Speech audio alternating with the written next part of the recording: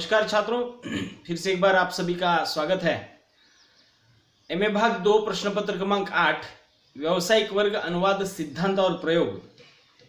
इस प्रश्न पत्र के अंतर्गत सत्र 4 में हमारे लिए जो पाठ्यक्रम लगाया गया है उसमें से दूसरी इकाई जो है हम पढ़ रहे हैं और ये दूसरी इकाई उसका नाम जो है अनुवाद की समस्याएं।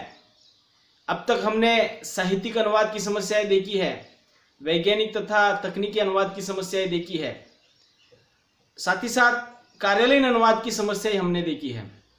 इसके पहले के लेक्चर में हम बैंकिंग अनुवाद की समस्याएं इसको लेकर बात कर रहे थे और इसमें हमने बैंकिंग अनुवाद की समस्याओं को लेकर जो मुद्दा शुरू किया था उसमें लगभग 2 बैंकिंग अनुवाद की समस्या हमने देखी है। जो पहली हमने देखी थी सही पर्याय का चयन, ये बैंकिंग अनुवाद की पहली समस्या है और दूसरी समस्या है संक्षिप्तियां। इन दोनों का विस्तार से विश्लेषण हमने पिछले लेक्चर में देखा है। आज हम यहीं से आगे तीसरी जो समस्या है बैंकिंग अनुवाद की वो है पर्याय का अभाव, उसको विस्तार से देखने वाले हैं। साथ ही साथ एक के बाद एक हम देखते रहेंगे। अब देखिएगा कि हमने देखा था कि बैंकिंग क्षेत्र जो है विशेषतः पब्लिक सेक्टर के नाम से जाना जाता है। मतलब जिस यूनिट के साथ या बैंक के संबंधित बहुत सारे आम लोग जो है जुड़े हुए होते हैं, ग्राहक के तौर पर या अन्य विभिन्न प्रकार के कर्जदार के तौर पर, वहां पे बैंक से जो जुड़ने वाले लोग जो होते हैं वहां के कामकाज की पद्धति, वहां के कार्यवाही जो है वो आम जनता के समझ में आ जाए, इसलिए बैंकिंग क्षेत्र में कुछ स्थितियां जो है भाषिक स्तर पर वहां पे लोगों के समझ में आए इस दृष्टिकोण से बनाई जाती है। मतलब बैंकिंग क्षेत्र में जो जिस भाषा का प्रयोग किया जाता है वो एक तो सामान्य बोलचाल की भाषा होती है, आम जनता के पहचान की भाषा होती है और जिसके आधार पर लोग जो है अपने दैनंदिन व्यवहार कर पाए ऐसी भाषा का प्रयोग वहां पे किया जाता है।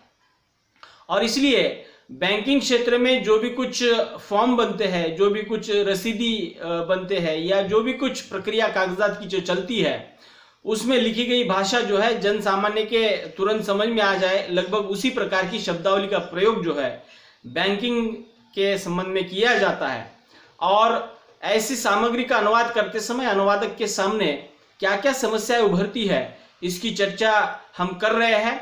इसके पहले के लेक्चर में हमने संक्षिप्तियां और उचित पर्याय का चयन जो है ये 2 समस्याएं देखी है। तीसरी समस्या हम देखने जा रहे हैं वो है पर्यायों का अभाव या पर्याय का अभाव। अनुवाद करते समय किसी भी शब्द के बहुत सारे पर्याय हमारे साथ सामने आ जाते हैं, ये भी एक स्थिति समस्या के रूप में बनकर उभर कर आती है। लेकिन और एक दूसरी स्थिति है वो है पर्यायों का अभाव होना या पर्यायों की उपलब्धता की कमी होना, ये भी एक बैंकिंग अनुवाद की समस्या है। बैंकिंग के क्षेत्र में शब्द प्रयोग के स्तर पर नए नए प्रयोग स्वाभाविक रूप से बढ़ते जा रहे हैं। मतलब विशेषता हम जैसे जैसे हम देख रहे हैं कि अब बैंकिंग का क्षेत्र जैसे जैसे आगे बढ़ता जा रहा है वहां पे तकनीक के कारण या टेक्नोलॉजी के आधार पर बैंकिंग क्षेत्र जिस प्रकार विकसित हो रहा है, हर रोज या कह लीजिएगा कि जैसे साल बदलता है उसी प्रकार बैंकिंग की कार्य प्रणाली भी वहां पे बदल रही है। और कार्य प्रणाली बदलने के साथ साथ वहां पे हम देखते हैं कि किस प्रकार उसमें आने वाली जो नई नई शब्दावली जो है वो वहां पे उसमें समाहित हो जाती है। उदाहरण के तौर पर हम कोरोना से पहले या कोरोना काल के पहले या लॉकडाउन की स्थिति जहां पे मौजूद नहीं थी वहां से हम विचार करेंगे तब आपको समझ में आ जाएगा कि उस दौरान जो है ये ऑनलाइन ट्रांजैक्शन वगैरह इंटरनेट बैंकिंग जो है वो कुछ गिने चुने लोग ही इस्तेमाल कर रहे थे। लेकिन आज नगद विरहित व्यवहार की जो प्रणाली है आम आदमी भी उसको इस्तेमाल कर रहा है, मोबाइल के जरिए बैंकिंग के व्यवहार वहां पे इस्तेमाल कर रहा है। तो ये नई प्रणाली वहां पे विकसित होने के कारण हम वहां पे देखते हैं कि किस प्रकार नए नए शब्द जो है उस बैंक के क्रियाकलाप में जुड़ते गए हैं। उदाहरण के तौर पर यूपीआई आईडी कह सकते हैं या पेटीएम, फोन पे या भीम ऐप, इसके माध्यम से जो भी कुछ व्यवहार आज हो रहे हैं उसके जरिए हम देखते हैं कि किस प्रकार नए नए शब्द जो है इस बैंकिंग के कामकाज में जुड़ते रहते हैं। ट्रांजैक्शन आईडी, ये सभी जो नए नए शब्द जुड़े हुए हैं वो आज के समय के अनुसार उसमें आ गए हैं। तो आए दिन हम देखते हैं कि नए नए प्रयोग जो है स्वाभाविक रूप से बैंकिंग के क्षेत्र में बढ़ते जा रहे हैं। नई नई मान्यताएं आ रही है, नई नई चीजें, नई नई स्थितियां, नई नई संकल्पनाएं तथा नए नए संपर्क आदि के कारण शब्द प्रयोग में नयापन आना आश्वाभाविक है। मतलब आश्वाभाविक मतलब वो जैसे ही समय बदलेगा, जैसे ही स्थितियां बदलेगी, जैसे ही नई प्रणाली आ जाएगी, वहां पे शब्दावली का नए रूप में आना स्वाभाविक है। नई प्रयुक्तियों का आगमन वाणिज्य के क्षेत्र में अटल होता है। मतलब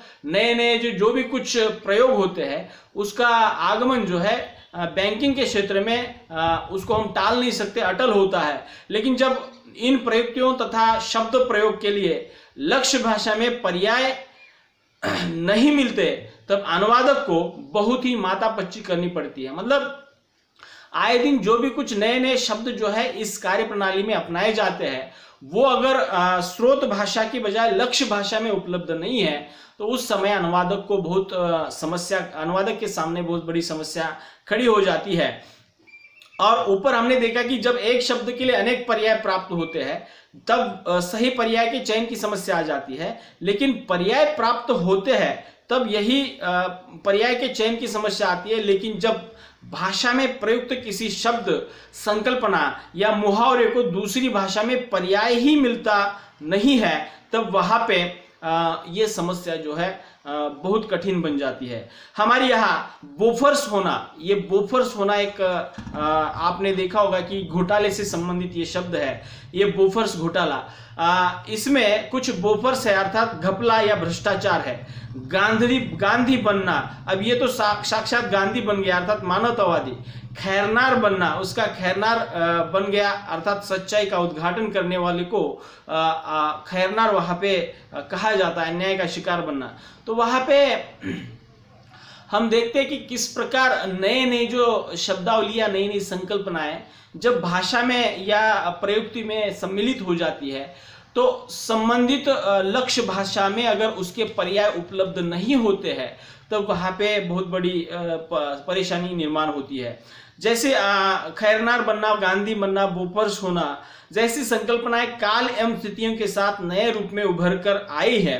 विशिष्ट स्थान की कोई विशिष्ट वस्तु अगर विशिष्टताओं के वाहक बनकर आए तो वहां पे देखिएगा कि और वो चीज जो है सुप्रसिद्ध हो जाती है और उसके स्थान के लिए वहां पे शब्द जो सूचक होता है वो विशिष्ट सूचक ही शब्द वहां पे चाहिए होता है, वो लेकिन न मिलने के कारण वहां पे समस्या उत्पन्न होती है। हमारे देश में ऐसे कई शब्द प्रयुक्त मिलते हैं जो किसी न किसी स्थान या वस्तु विशेष के पर्याय के रूप में सुपरिचित है। अर्थात ऐसे बहुत सारे भाषा में शब्द आए दिन मिलते दिखाई देंगे कि वहां पे संबंधित स्थितियों में उन शब्दों का प्रयोग किया जाता है। 12-13 वर्ष पहले की एक बात मुझे अब भी याद है। अपने शोध कार्य के सिलसिले में प्रतिवर्ष के अनुसार उस वर्ष भी मैं दिल्ली गया था। तब अपने परिचितों से एक सज्जन ने पूछा कि जी कोल्हापुर में रहते हो और पैरों में कोल्हापुरी नहीं है। अब ये स्थान के आधार पर किस प्रकार शब्द गढ़े जाते हैं उसका भी वहां पे जिक्र वहां पे आता है और वो दिक्कत जो है अनुवाद करते समय सामने आती है। तो यहाँ पे जो विश्लेषण हम पढ़ रहे हैं वो विद्वान जो है कोल्हापुर के अध्यापक रह चुके हैं, कोल्हापुर यूनिवर्सिटी में पढ़ाते हैं।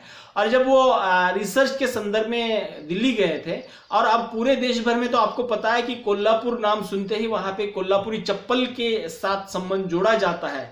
तब वहां पे संबंधित लेखक को जो है दिल्ली जाने के बाद पूछा जाता है कि कोल्हापुर में तो रहते हो लेकिन कोल्हापुरी पहनते नहीं हो। इसका मतलब है कि कोल्हापुरी प्रसिद्ध चीज है, यहाँ की जूतियां, इसलिए जूतियों के लिए कोल्हापुरी शब्द पर्याय बन गया। मतलब जूतियों के लिए उस संबंधित स्थान के कारण वहां पे जूतियों के लिए पर्याय शब्द वहां पे बन गया। उसी प्रकार चद्दर के लिए हमारे सोलापुर में हम देखते हैं कि सोलापुरी चद्दर वहां पे नाम जो है बहुत प्रसिद्ध है और सोलापुर चद्दर के लिए सुप्रसिद्ध है शहर होने के कारण। चद्दर के लिए सोलापुरी चद्दर पर्याय बहुत प्रचलित मिलता है। अतः कोल्हापुर में जूतियों के लिए कोल्हापुरी जूतियां, सोलापुर में सोलापुरी चद्दरें, नागपुर में नागपुरी संतरे, जोधपुर में पुरुषों की प्रसिद्ध वस्त्र कोट वगैरह, जोधपुरी कोट वगैरह। उस प्रकार की जो शब्दावली जो है आए दिन भाषा में जुड़ती रहती है और इसके लिए पर्याय उपलब्ध न होने के कारण ऐसी शब्दावली जो है बैंकिंग के संदर्भ में वहां पे अनुवाद के लिए एक बाधा बनती है, समस्या बन जाती है। तो इस तरह से लक्ष्य भाषा में इसके पर्याय मिलना कठिन नहीं तो असंभव ही है। अर्थात इस तरह बैंकिंग अनुवाद के संदर्भ में अगर विचार किया जाए तो ये पर्याय ढूंढने की जो समस्या है ये भी एक प्रमुख समस्या बनकर उभरती है। तो इस तरह से पर्यायों का अभाव ये बैंकिंग सामग्री के अनुवाद की तीसरी समस्या है। चौथी समस्या हम देखेंगे। चौथी समस्या है लिप्यंतरण की अव्यवस्था। लिप्यंतरण मतलब आप जानते हैं कि मान लीजिएगा कि टेक्नोलॉजी शब्द है और टेक्नोलॉजी शब्द के लिए हिंदी में ऐसा समीचीन शब्द जो है उपलब्ध नहीं है, तब वहां पे उसी टेक्नोलॉजी शब्द को हिंदी के अनुरूप जो है गढ़ा जाता है। अर्थात गढ़ना मतलब क्या होता है कि टेक्नोलॉजी शब्द अंग्रेजी का है और वो रोमन लिपि में लिखा जाता है। टेक्नोलॉजी का स्पेलिंग आप जानते हैं। अब वो रोमन लिपि की बजाय वहां पे लिपि का अंतरण मात्र किया जाता है और हिंदी के उच्चारण के अनुरूप उसको बनाया जाता है। तो टेक्नोलॉजी से तकनीक शब्द बनता है। तो तकनीक शब्द जो है बना तो टेक्नोलॉजी से है, लेकिन उसकी उच्चारण की प्रक्रिया हिंदी के आधार पर होती है और उसके लिपि का अंतरण किया जाता है। अर्थात तकनीक शब्द देवनागरी के रूप में लिखा जाता है और टेक्नोलॉजी शब्द रोमन के लिपि में लिखा जाता है। तो ऐसी स्थितियों में लिप्यंतरण उसको कहा जाता है। लिप्यंतरण मतलब क्या है? एक लिपि में लिखी गई शब्दावली को दूसरी लिपि में लिप्यंतरित कर देना लिप्यंतरण है, ऐसा समझ लीजिएगा। तो ये लिप्यंतरण की अव्यवस्था जो है ये भी एक प्रकार से बैंकिंग अनुवाद के लिए समस्या बनकर उभरती है। कैसे? देखिए, वस्तुतः किसी भी प्रकार की सामग्री को उसके अनुवाद में कुछ शब्दों का लिप्यंतरण अवश्य करना पड़ता है। मतलब कोई भी अनुवादित मतलब आप अगर सामग्री ले लेते हैं तो उसका अनुवाद करते समय ये लिप्यंतरण की स्थिति जो है अवश्य हमें उसको अपनाना पड़ता है। अर्थात बैंकिंग क्षेत्र के संदर्भ में या उसके सामग्री के अनुवाद में लिप्यंतरण के लिए अधिक गुंजाइश होती है। मतलब विशेषतः बैंकिंग के संदर्भ में तो ये लिप्यंतरण अधिक पर्याप्त मात्रा में वहां पे अपनाया जाता है। किसी व्यक्ति का नाम हो या वस्तु का या स्थान का नाम या पद का, किसी अधुनातन संकल्पना का नाम हो या योजना का नाम हो, तो अनुवाद की अपेक्षा इनका लिप्यंतरण ही संभव हो जाता है। जब एक भाषा के शब्द अथवा संज्ञा के लिए दूसरी भाषा में पर्याय उपलब्ध नहीं होता, तब अनुवादक के सामने लिप्यंतरण ही एकमात्र उपाय बचता है। अब उदाहरण के लिए मैं आपको समझाना चाहता हूं कि मान लीजिएगा कि सरकार की ओर से बहुत सारी योजनाएं बनाई जाती है। उसी प्रकार जनधन, ये जो खाता है जनधन खाता, आप जानते होंगे कि सामान्य आम आदमियों के लिए ये खाते जो है उस प्रकार के बनाए गए हैं। अब ये जनधन खाता जो है ये आम जनता के संबंधित खाते हैं। अब इसका अनुवाद अगर अंग्रेजी में किया जा रहा है तो ये जनधन खाते के लिए भले ही जनधन खाता हिंदी में देवनागरी में लिखा गया है, लेकिन अनुवाद अगर अंग्रेजी में हो रहा है तो अंग्रेजी में करते समय भी उस जनधन खाते को मात्र लिप्यंतरित किया जाएगा, बल्कि वहां पे रोमन लिपि में जनधन लिखा जाएगा, JAN-DHAN धन, उस प्रकार से उसका लिप्यंतरण किया जाएगा। मतलब बैंक के क्षेत्र में या बैंकिंग सामग्री में जो भी वस्तुओं के नाम आते हैं, स्थानों के नाम आते हैं, पदों के नाम आते हैं या किसी दूसरी योजनाओं के नाम आते हैं, तो उसके लिए अनुवादक को वहां पे लिप्यंतरण ही करना पड़ता है। और जैसे हिंदी में बैंक शब्द है, अगस्त, सितंबर, लंदन, रूस, tender, notice, budget, cheque, shirt, pant जैसे सैकड़ों शब्द है, भले ही ये अंग्रेजी के हैं लेकिन हम लिखते उसको देवनागरी में, अर्थात लिपि बदलकर उन्हीं शब्दों को हम इस्तेमाल कर रहे हैं। तो यहाँ पे ऐसे बहुत सारे शब्द जो है हिंदी में जुड़े हुए हम दिखेंगे कि वहां पे लिप्यंतरण की स्थिति देखने को मिलती है। वाणिज्य तथा बैंकिंग संबंधी सामग्री के अनुवाद में लिप्यंतरण शब्दों की भरमार होती है, लेकिन एक बात सच है कि हमारे यहाँ अब तक कोई संस्था, संगठन या कार्यालय लिप्यंतर कार्यालय नहीं जो लिप्यंतरण पर कार्य कर रहा है, यह खेद का विषय है कि हमारे यहाँ लिप्यंतरण करने की न कोई निश्चित विधि है और न कोई सुव्यवस्थित दिशा तय की गई है। मतलब लिप्यंतरण करने की भी एक व्यवस्था होनी चाहिए और जो व्यवस्था हमारे यहाँ मौजूद नहीं है, अर्थात ये खेद की बात है। और इस वजह से जो लिप्यंतरण किए जाते हैं वो प्रत्येक अनुवादक जो है अपने अपने ढंग से करता है, उसके लिए कोई परिपाठी नहीं है, उसके लिए कोई व्यवस्थित रचना नहीं है। तो ऐसे समय में ये लिप्यंतरण की अव्यवस्था जो संकल्पना है, ये वहां पे बैंकिंग संदर्भ में अनुवाद में जो है समस्या बनकर उभरती है। तो ये व्यवस्थित दिशा तय न होने के कारण बैंक के सामग्री के अनुवाद में लिप्यंतरण करना एक समस्या खड़ा कर देता है, क्योंकि लिप्यंतरण में अव्यवस्था होने के कारण सुनिश्चित दिशा से शब्दों के लिप्यंतरण नहीं हो पाते। एक ही शब्द के दो तीन पद्धतियों से लिप्यंतरण किए हुए मिलते हैं। उदाहरण के लिए अंग्रेजी बैंक के हिंदी में अगर उसको बैंक लिखेंगे, अगर अंग्रेजी का शब्द है BANK, बैंक का लिप्यंतरण हमारी देवनागरी में ब लिखा जाता है, उसके ऊपर अर्धचंद्र दिया जाता है, बिंदी दी जाती है और क लिखा जाता है, तो बैंक बन जाता है। उसी प्रकार दूसरा एक रूप लिखा जाता है कि ब लिखा जाता है, दो मात्राएं लगाई जाती है, बिंदी लगाई जाती है और क लिखा जाता है। अर्थात लिप्यंतरण हुआ है, लेकिन लिप्यंतरण में भी दो रूप है। तो ये जो अव्यवस्था है, उसी प्रकार चेक शब्द है। चेक में अंग्रेजी की जो चेक का जो स्पेलिंग है वो है CHEQUE, अर्थात चेक इस प्रकार से अंग्रेजी में रोमन लिपि में लिखा जाता है। उसका भी लिप्यंतरण हिंदी में हम देखते हैं कि देवनागरी में च लिखा जाता है, उसके ऊपर मात्रा दी जाती है, क लिखा जाता है। और दूसरा एक रूप वहां पे प्रचलित है, च लिखा जाता है, दो मात्राएं लगाई जाती है और क लिखा जाता है, अर्थात चेक वहां पे ये लिप्यंतरण का रूप वहां पे मिलता है। तो इस तरह से लिप्यंतरण जो हुए हैं वो उसके लिए निश्चित दिशा तय न होने के कारण अपने अपने ढंग से वहां पे लिप्यंतरण कराए गए हैं, और जो अव्यवस्था जो है इसके कारण वहां पे अनुवाद में समस्या आती है। तो अमेरिका के लिए, अमेरिका जो शब्द है या देश का नाम है, आप जानते हैं कि अमेरिका का देवनागरी में अगर लिप्यंतरण करना है तो इसके कितने रूप है, और अंग्रेजी का जो रोमन लिपि में इसको स्पेलिंग अगर करेंगे तो AMERIKA, अमेरिका वहां पे इसका स्पेलिंग आ जाता है। लेकिन देवनागरी में इसका जो लिप्यंतरण किया गया है वो इस प्रकार से अमरीका, अमेरिका ये एक रूप है। दूसरा अमेरिका, अर्थात इसमें भी मात्रा की वहां पे तब्दीली की जाती है। पहले रूप में रस्व मात्रा दी जाती है, दूसरे रूप में अमेरिका दूसरी मात्रा वहां पे लगाई जाती है। फिर उसके बाद अमेरिका भी एक रूप प्रचलित है, म के ऊपर मात्रा लगाई जाती है, अमेरिका। तो इस तरह से लगभग 3 प्रकार के जो लिप्यंतरण हुए हैं।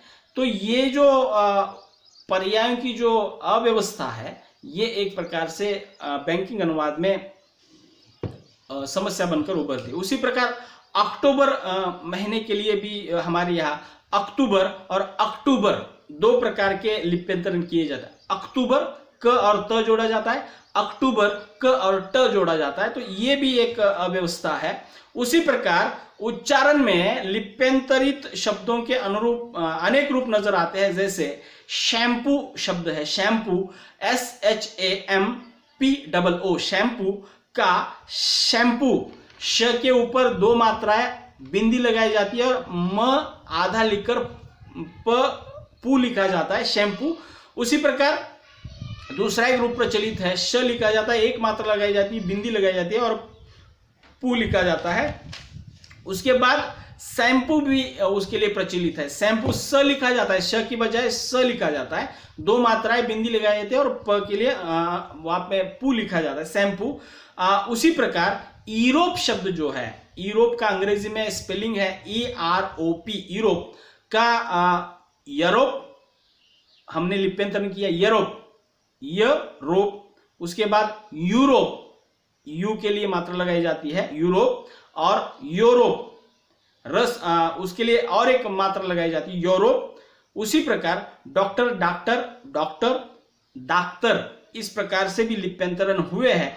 बाजार के लिए बाजार, बाजार, बाजार, इस प्रकार से भी अनेक लिप्यंतरण की स्थितियां वहां पे बनी हुई है। तो अंग्रेजी लिप्यंतरण में हिंदी शब्दों के उच्चारण की अनेक रूपता मिलती है, जैसे कलकत्ता, कैलिकट्टा, कैलकट्टा, कैलिकट्टा, ताजमहल का ताजमहल, ताजमहल, ताजमहल, तारापथ, तारापाट, तारापाट, तारापठा, बासमती चावल को बासमती, बासमाटी, इस प्रकार से भी लिप्यंतरण की स्थितियां वहां पे देखने को मिलती है। तो ये उपरिक्त जो लिप्यंतरण से जो भी कुछ अव्यवस्था दिखाई देती है, तो निश्चित तौर पर इसके लिए कोई तो एक निश्चित विधि होनी चाहिए, एक विशिष्ट दिशा होनी चाहिए, उसकी कुछ नियम या उसकी एक पद्धति होनी चाहिए, तभी जाकर ये सही लिप्यंतरण वहां पे हो पाएगा। अतः लिप्यंतरण शब्द से कभी भ्रामकता भी होती है और कभी अर्थांतरण भी, अर्थात जो लिप्यंतरण किया जाता है उससे कभी भ्रम पैदा होता है, तो कभी अर्थांतरण की स्थिति भी निर्माण होती है। तो लिप्यंतरण के संदर्भ में प्राप्त सभी जो व्यवस्था है, ये बैंकिंग अनुवाद के संदर्भ में एक समस्या के बनकर सामने आती है और एक चुनौती भी है अनुवादक के लिए। तो इस तरह से लिप्यंतरण की समस्या, ये भी एक बैंकिंग अनुवाद की प्रमुख समस्या है। अगली समस्या हम अगले लेक्चर में देखेंगे। तब तक के लिए रुकते हैं। धन्यवाद।